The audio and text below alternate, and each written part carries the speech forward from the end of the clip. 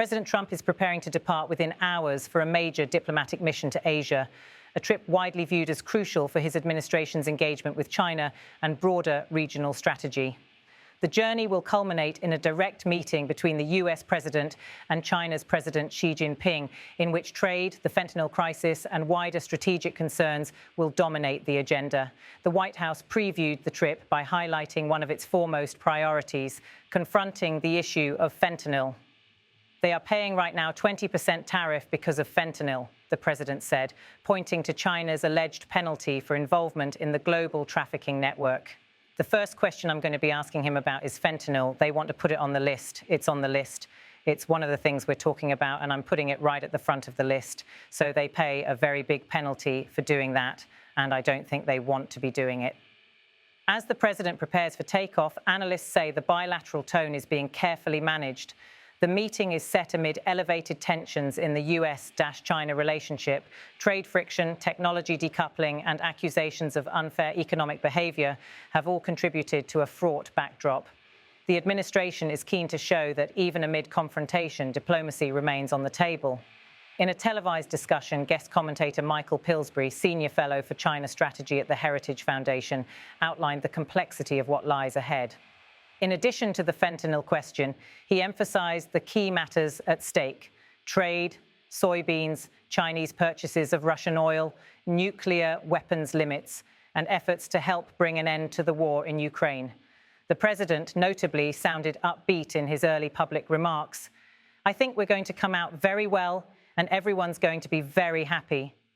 When asked to reflect on the president's optimism, Pillsbury replied affirmatively, yes, he believes such a positive outcome is possible. He pointed out that the US president already has significant experience dealing directly with Xi, noting this upcoming meeting would, in his view, be the sixth one, each lasting some 3 hours based on his count. Their personal rapport, he argued, has allowed them to rise above the technicalities and focus on relationship building. So they tend to rise above the specifics and then focus on their personal relationship, he said.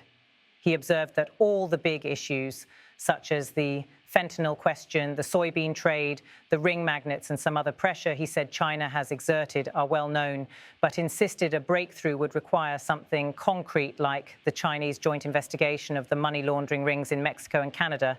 That, he said, would mark a major step forward. Pillsbury also placed responsibility on the previous US administration for letting a 90-page trade agreement signed with China in January 2020 go unimplemented. He said, "Maybe you were there with me when it was signed. It was a really big deal. Then it was not implemented. The administration just dropped it as though he never heard of it." He argued that the current president now faces the task of making up for that lapse. On that basis, Pillsbury described the upcoming meeting as high drama and predicted it will run the full 3 hours. The scope of the mission goes beyond trade.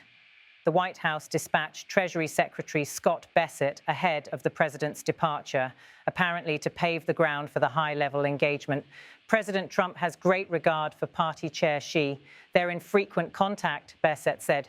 It would be a shame to waste their first in-person meeting during President Trump's second term, the trying to get past some problems rather than moving towards more constructive dialogue between the US and China.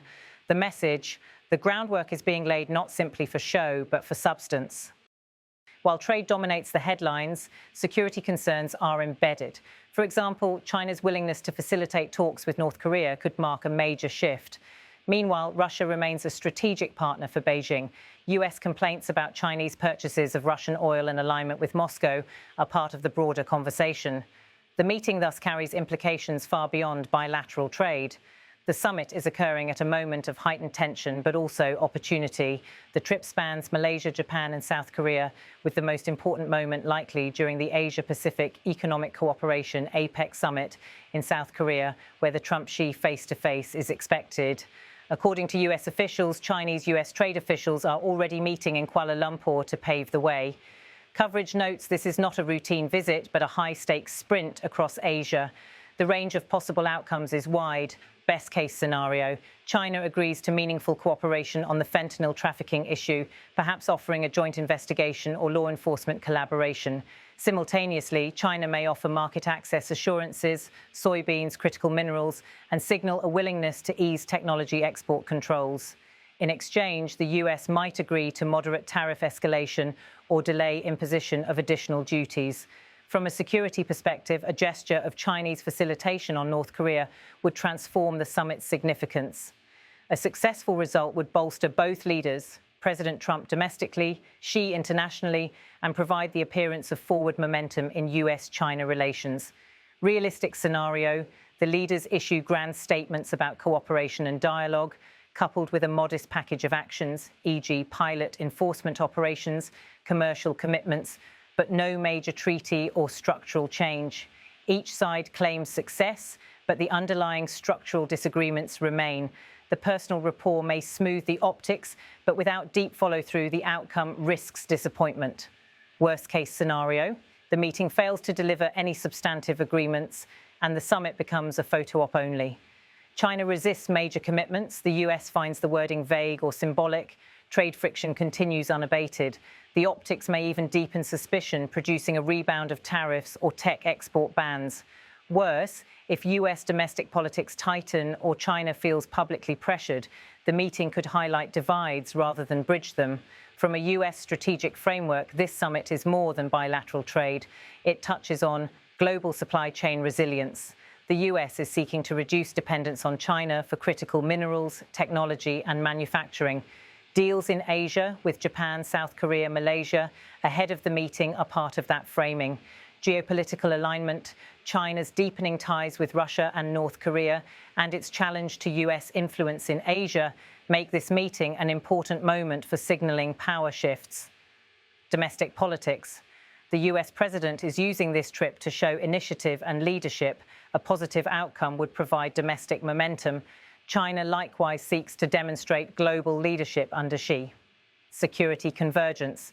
The mention of Russian oil, nuclear limits, North Korea, and soybeans may seem disparate, but they all tie into the broader US view of strategic competition with China across domains. Precedent for diplomacy. A successful precedent of direct engagement may frame future bilateral interactions. A disappointing result may harden positions and contribute to decoupling. President Trump's Asia trip and his meeting with Xi Jinping mark one of the highest-profile diplomatic moments of his second term. With fentanyl at the top of the agenda and trade and security issues layered beneath, both nations are preparing for a meeting heavy on symbolism and heavy with possible choices. Whether they seize the moment remains uncertain. Much will depend on the willingness of Beijing to move beyond talking points and whether Washington is prepared to reward or escalate accordingly. The next few days will reveal whether the summit produces a meaningful breakthrough or merely a public relations notch. For now, much of the world will watch to see whether personal rapport between two leaders can translate into political progress.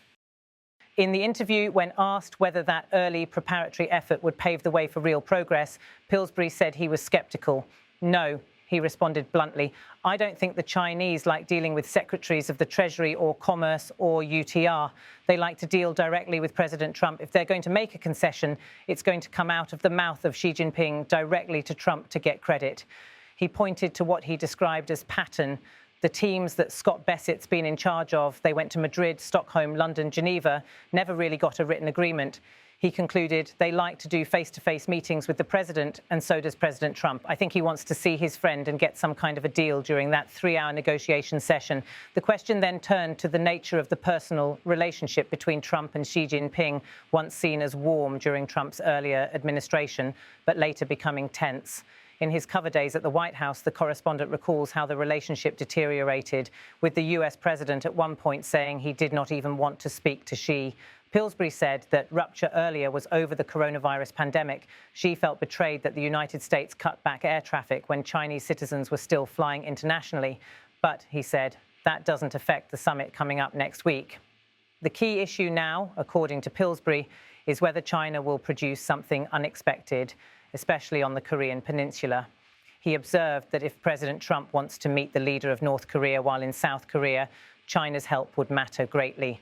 It'd be a real breakthrough if the Chinese would help us on North Korea. Generally speaking, they have not helped us on North Korea. That's what I would call a breakthrough. Something more than just the usual summit in which both sides are going to say it was successful, but there won't be any specific achievements. I'm hoping for specific achievements, John.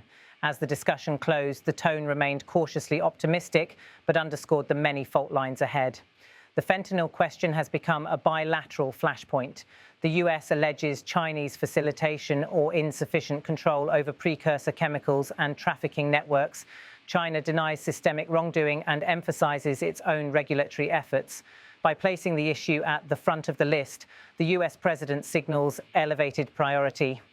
The 20% tariff referenced appears to be rhetorical, intended to pressure China by emphasizing the high cost of non-cooperation.